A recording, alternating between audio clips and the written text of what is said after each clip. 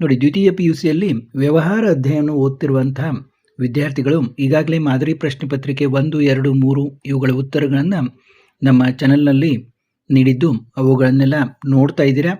ಈಗ ನಾವು ಈ ಒಂದು ಪೂರ್ವ ಸಿದ್ಧತಾ ಪರೀಕ್ಷೆ 2ಕ್ಕೆ ವ್ಯವಹಾರ ಅಧ್ಯಯನದಲ್ಲಿ ಒಂದು ಸಂಭವನೀಯ ಪ್ರಶ್ನೆ ಪತ್ರಿಕೆಗಳು ಅಂತ ಮಾಡ್ತಾ ಇದ್ದೀನಿ. ಅವನ್ನು ಕೂಡ ನೋಡಿ, ನಿಮಗೆ ತುಂಬ ಅನುಕೂಲ ಆಗ್ತದೆ. ಈಗ ಮೊದಲಿಗೆ ಪ್ರಶ್ನೆಯನ್ನು ನೋಡೋಣ. ನೋಡಿ, ಈ ಕೆಳಗಿನ ಯಾವುದು ನಿರ್ವಹಣೆಯ ಸಂಘಟನಾತ್ಮಕ ಉದ್ದೇಶವಲ್ಲ? ಯಾವುದು? ಉದ್ಯೋಗ ಅವಕಾಶ ನೀಡುವುದು. ಇದು ನಿರ್ವಹಣೆಯ ಸಂಘಟನಾತ್ಮಕ ಉದ್ದೇಶವಲ್ಲ. ಡ್ಯಾಶ್ ಕೂಲಿ ಪದ್ಧತಿಯನ್ನು ಟೇಲರ್ ಅವರು ಬಲವಾಗಿ ಸಮರ್ಥಿಸಿದ್ದಾರೆ. ಯಾವುದು? ವಿಭೇದಾತ್ಮಕ ಕಾರ್ಯಧಾರಿತ ಕೂಲಿ ಪದ್ಧತಿಯನ್ನು ಟೇಲರ್ ಅವರು ಬಲವಾಗಿ ಸಮರ್ಥಿಸಿದ್ದಾರೆ. ಇನ್ನು ಡ್ಯಾಶ್ ನಿರ್ವಹಣೆಯ ಪ್ರಾಥಮಿಕ ಕಾರ್ಯವಾಗಿದೆ. ಯಾವುದು? ಯೋಜಿಸುವಿಕೆ. ಇನ್ನು ಡ್ಯಾಶ್ ಸಂಘಟನೆಯು ಯಾವುದೇ ಪ್ರಜ್ಞಾಪೂರ್ವಕ ಉದ್ದೇಶಗಳಿರದ ಆದರೆ ಸಂಯುಕ್ತ ಫಲಿತಾಂಶಗಳಿಗೆ ಕೊಡುಗೆ ನೀಡುವ ವ್ಯಕ್ತಿಗಳ ನಡುವಿನ ಸಂಬಂಧಗಳ ಒಟ್ಟುಗೂಡಿಸುವಿಕೆಯಾಗಿದೆ. ಯಾವುದು? ಅನೌಪಚಾರಿಕ ಸಂಘಟನೆಯು. ಇನ್ನು ಮಾರುಕಟ್ಟೆಯಲ್ಲಿ ಯಾವುದೇ ಸಂಸ್ಥೆಯೊಂದರ ಯಶಸ್ವಿಗೆ ಗ್ರಾಹಕರ ಅಗತ್ಯಗಳ ತೃಪ್ತಿಯ ಮೇಲಿರುವ ಗಮನವೇ ಕೀಲಿ ಕೈಯಾಗಿದೆ. ಇದು ಮಾರಾಟ ಪ್ರಕ್ರಿಯಾ ನಿರ್ವಹಣೆ ಯಾವ ಸಿದ್ಧಾಂತವಾಗಿದೆ? ಮಾರಾಟ ಪ್ರಕ್ರಿಯಾ ಪರಿಕಲ್ಪನೆ. ಮಾರಾಟ ಪ್ರಕ್ರಿಯಾ ಪರಿಕಲ್ಪನೆ. ಇನ್ನು ನಿರ್ವಹಣೆಯ ತತ್ವಗಳು ಡ್ಯಾಶ್ ಆಗಿವೆ. ನೋಡಿ, ಇಲ್ಲಿ ಮೇಲೆ ಕೊಟ್ಟಿರೋದ್ರಲ್ಲಿ ನಿಮಗೆ ಕೊಟ್ಟಿರ್ತಾರೆ. ಸಾಮಾನ್ಯ ಮಾರ್ಗಸೂಚಿ ಆಗಿವೆ. ಮುಂಗಡ ಪತ್ರವು ನಿರೀಕ್ಷಿತ ಫಲಿತಾಂಶಗಳನ್ನು ಅಂಕಿ ಸಂಖ್ಯೆಗಳು ರೂಪದಲ್ಲಿ ವ್ಯಕ್ತಪಡಿಸುವ ಹೇಳಿಕೆಯಾಗಿದೆ. ಡ್ಯಾಶ್ ಎಂದರೆ ಸಂಸ್ಥೆಯಲ್ಲಿ ಜನರನ್ನು ಉತ್ತೇಜಿಸಲು ಉಪಯೋಗಿಸುವ ತಂತ್ರವಾಗಿದೆ. ಯಾವುದು? ಪ್ರೇರೇಪಣೆ. ಇನ್ನು ಬಂಡವಾಳ ರಚನೆ ಎಂದರೆ ಮಾಲೀಕರ ನಿಧಿ ಮತ್ತು ಡ್ಯಾಶ್ ಮಿಶ್ರಣವಾಗಿದೆ. ಎರವಲು ನಿಧಿಗಳ ಮಿಶ್ರಣವಾಗಿದೆ. ಮುದ್ರೆಯ ಅರ್ಥ ಏನು? ವಸ್ತುವಿನ ಹೆಸರು. ಮುದ್ರೆಯ ಅರ್ಥ ವಸ್ತುವಿನ ಹೆಸರು. ಇನ್ನು ಇಲ್ಲಿ ಹೊಂದಿಸಿ ಬರೆಯಿರಿ. ನೋಡಿ, ಎ ಮತ್ತು ಬಿ ಅನ್ನು ಹೊಂದಿಸಿ ಬರೆಯುವುದು.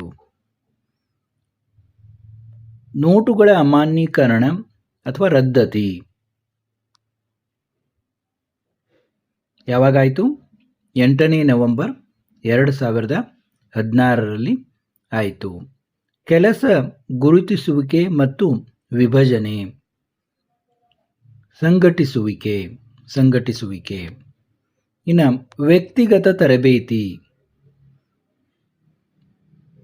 ಕಾರ್ಯನಿರತ ತರಬೇತಿ.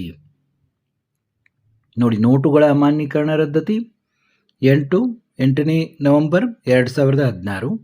ಕೆಲಸ ಗುರುತಿಸುವಿಕೆ ಮತ್ತು ವಿಭಜನೆ ಸಂಘಟಿಸುವಿಕೆ. ವ್ಯಕ್ತಿಗತ ತರಬೇತಿ ಇದು ಕಾರ್ಯನಿರತ ತರಬೇತಿ. ನಿಯಂತ್ರಿಸುವಿಕೆ ಮಿತಿ ವೆಚ್ಚದಾಯಕ ಕಾರ್ಯ. ಸಾರಿಗೆ ಭೌತಿಕ ವಿತರಣೆಯ ಘಟಕಾಂಶ. ನೋಡಿ, ತೆಳಗು ನೋಡ್ಬೋದು ನೀವು ಉತ್ತರಗಳನ್ನು. ಇನ್ನು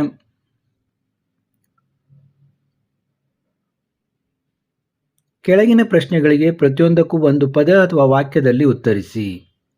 ದಕ್ಷತೆ ಎಂದರೇನು? ಕಾರ್ಯವನ್ನು ಸರಿಯಾಗಿ ಮತ್ತು ಕನಿಷ್ಠ ವೆಚ್ಚದೊಂದಿಗೆ ನಿರ್ವಹಿಸುವುದು ದಕ್ಷತೆ.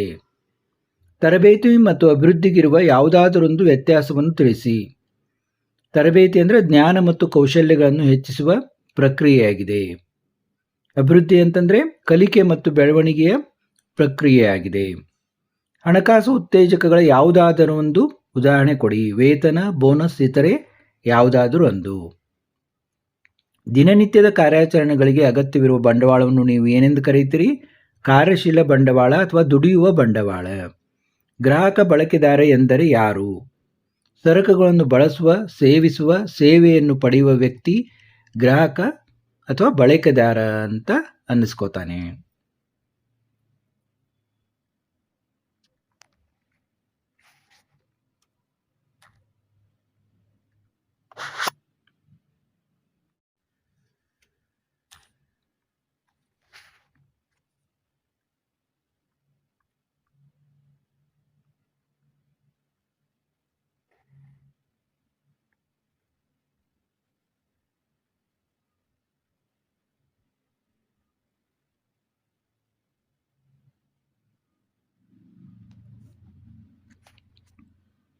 ಇನ್ನು ಪಾರ್ಟ್ ಬಿ ಯಲ್ಲಿ ನೋಡಿ, ಕೆಳಗಿನ ಯಾವುದಾದರೂ 6 ಪ್ರಶ್ನೆಗಳಿಗೆ ಪ್ರತಿಯೊಂದಕ್ಕೂ 2 ಅಥವಾ 3 ವಾಕ್ಯಗಳಲ್ಲಿ ಉತ್ತರಿಸಿ. ಪ್ರತಿ ಪ್ರಶ್ನೆಗೆ 2 ಅಂಕಗಳು. ಸಮನ್ವಯತೆ ಯಾವುದಾದರೂ 2 ಪ್ರಾಮುಖ್ಯತೆಗಳನ್ನು ತಿಳಿಸಿ. ನೋಡಿ, ನಾನು ಇಲ್ಲಿ ತೋರಿಸ್ತಾ ಹೋಗ್ತೀನಿ. ಸಮನ್ವಯತೆ ಯಾವುದಾದರೂ 2 ಪ್ರಾಮುಖ್ಯತೆಗಳನ್ನು ತಿಳಿಸಿ ಅಂದರೆ ಗಾತ್ರದಲ್ಲಿ ಬೆಳವಣಿಗೆ, ಕಾರ್ಯಾತ್ಮಕ ವಿಭಿನ್ನತೆ, ವೈಶಿಷ್ಟ್ಯತೆ. ಇದು ಉತ್ತರ. ಏಕರೂಪ ಆಜ್ಞೆ ಮತ್ತು ಏಕರೂಪ ನಿರ್ದೇಶನಗಳ ನಡುವೆ ಇರುವ ಯಾವುದಾದರೂ 2 ವ್ಯತ್ಯಾಸಗಳನ್ನು ತಿಳಿಸಿ.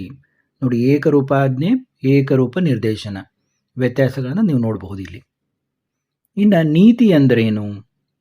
ನೋಡಿ, ನೀತಿಗಳು ಸಾಮಾನ್ಯ ಹೇಳಿಕೆಗಳಾಗಿದ್ದು ಸಂಸ್ಥೆಯಲ್ಲಿ ನಿರ್ಧಾರಗಳನ್ನು ಕೈಗೊಳ್ಳಲು ಯೋಚಿಸಲು ಮಾರ್ಗದರ್ಶನ ನೀಡುತ್ತವೆ.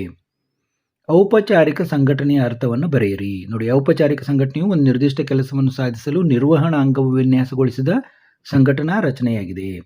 ಕಾರ್ಯ ಆವರ್ತನ ಅಂದರೇನು?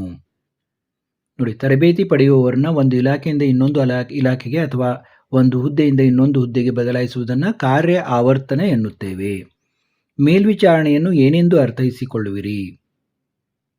ನೋಡಿ, ಅಪೇಕ್ಷಿತ ಉದ್ದೇಶಗಳನ್ನು ಸಾಧಿಸಲು ನೌಕರರ ಪ್ರಯತ್ನಗಳನ್ನು ಮತ್ತು ಇತರ ಸಂಪನ್ಮೂಲಗಳನ್ನು ಮಾರ್ಗದರ್ಶಿಸುವ ಪ್ರಕ್ರಿಯೆಗೆ ನಾವು ಮೇಲ್ವಿಚಾರಣೆ ಅಂತ ಅಂತೀವಿ. ನಿರ್ವಹಣಾತ್ಮಕ ನಿಯಂತ್ರಣವನ್ನು ವ್ಯಾಖ್ಯಾನಿಸಿ. ನೋಡಿ, ಕೊಂಚ್ ಮತ್ತು ಓ ಡೊನೆಲ್ ರವರ ಪ್ರಕಾರ ನಿರ್ವಹಣಾತ್ಮಕ ನಿಯಂತ್ರಣವು ಯೋಜನೆಗಳಿಗನುಗುಣವಾಗಿ ಉದ್ದೇಶಗಳನ್ನು ಸಾಧಿಸುವುದನ್ನು ಖಾತರಿಪಡಿಸಲು ಶಿಷ್ಟಗಳ ಎದುರು ಸಾಧನೆಯನ್ನು ಅಳೆಯುವುದು ಮತ್ತು ವ್ಯತ್ಯಾಸಗಳನ್ನು ಸರಿಪಡಿಸುವುದನ್ನು ಸೂಚಿಸುತ್ತದೆ. ನೋಡಿ, ಯಾವುದಾದರೂ 2 ವಿಧದ ಹಣಕಾಸಿನ ನಿರ್ಣಯಗಳನ್ನು ಬರೆಯಿರಿ.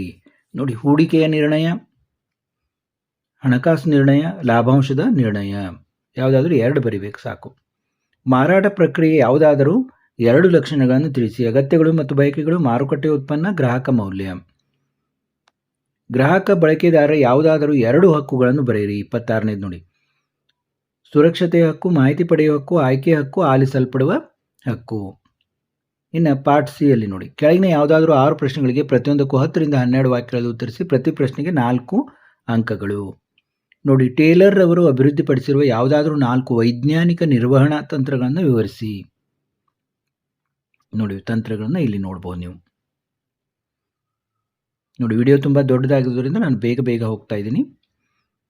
ವ್ಯವಹಾರ ಪರಿಸರದ ಯಾವುದಾದರೂ 4 ಲಕ್ಷಣಗಳನ್ನು ವಿವರಿಸಿ. ನೋಡಿ, ವ್ಯವಹಾರ ಪರಿಹಾರದ ಲಕ್ಷಣಗಳು. ಎಲ್ಲ ಶಾಲೆಗಳು ಶಾಲಾ ಮಕ್ಕಳಿಗೆ ನೀರಿನ ಶುದ್ಧೀಕರಣ ಯಂತ್ರವನ್ನು ಹೊಂದಿರಬೇಕು ಎಂದು ನ್ಯಾಯಾಲಯವು ಆದೇಶ ನೀಡಿದೆ. ಸಮಾಜವು ಸಾಮಾನ್ಯವಾಗಿ ಜೀವನ ಗುಣಮಟ್ಟದ ಬಗ್ಗೆ ಹೆಚ್ಚು ಕಾಳಜಿ ವಹಿಸುತ್ತದೆ. 29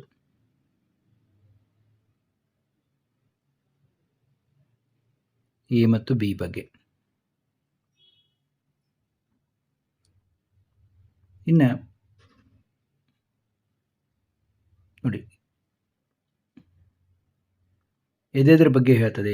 ಎಲ್ಲ ಶಾಲೆಗಳು ಶಾಲಾ ಮಕ್ಕಳು ಒಂದು ನ್ಯಾಯಾಲಯದ ಕಾನೂನು ಪರಿಸರ. ಸಮಾಜವು ಸಾಮಾನ್ಯವಾಗಿ ಜೀವನ ಗುಣಮಟ್ಟದ ಬಗ್ಗೆ ಹೆಚ್ಚು ಕಾಳಜಿ ವಹಿಸುತ್ತದೆ. ಸಾಮಾಜಿಕ ಪರಿಸರ. ಸ್ಪರ್ಧಾತ್ಮಕ ದರದಲ್ಲಿ ನೀರಿನ ಶುದ್ಧೀಕರಣ ಯಂತ್ರವನ್ನು ತಯಾರಿಸಲು ನವೀನ ತಂತ್ರಗಳನ್ನು ಅಭಿವೃದ್ಧಿಪಡಿಸಲಾಗುತ್ತದೆ. ತಾಂತ್ರಿಕ ಪರಿಸರ.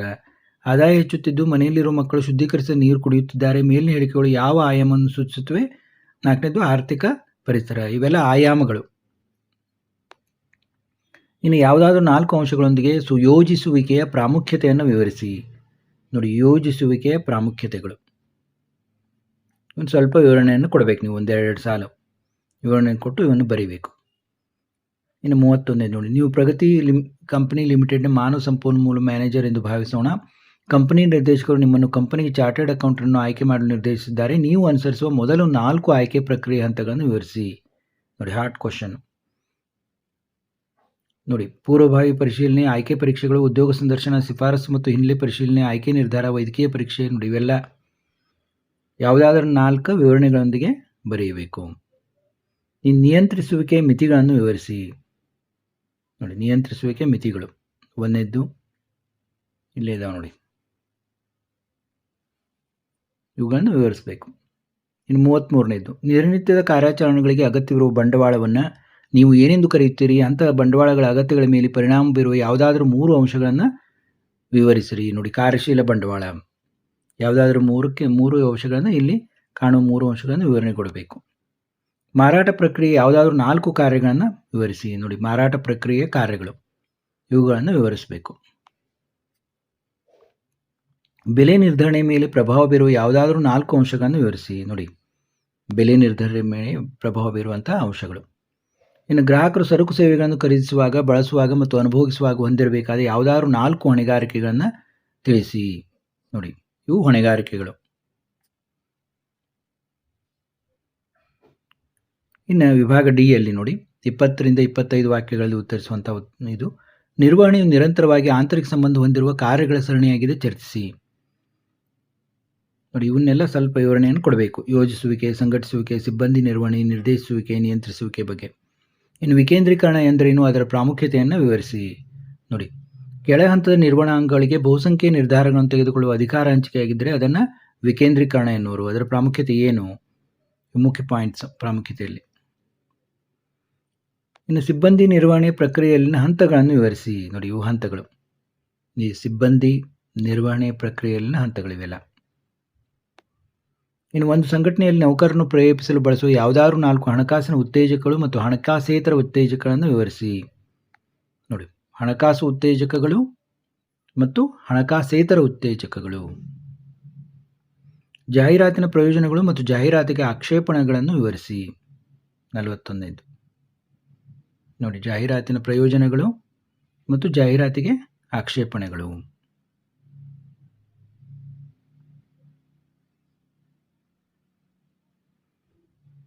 ಇದೇ ರೀತಿ ಮತ್ತೊಂದು ಸಂಭವನೀಯ ಪ್ರಶ್ನೆ ಪತ್ರಿಕೆಯೊಂದಿಗೆ ಮತ್ತೆ ಭೇಟಿಯಾಗೋಣ.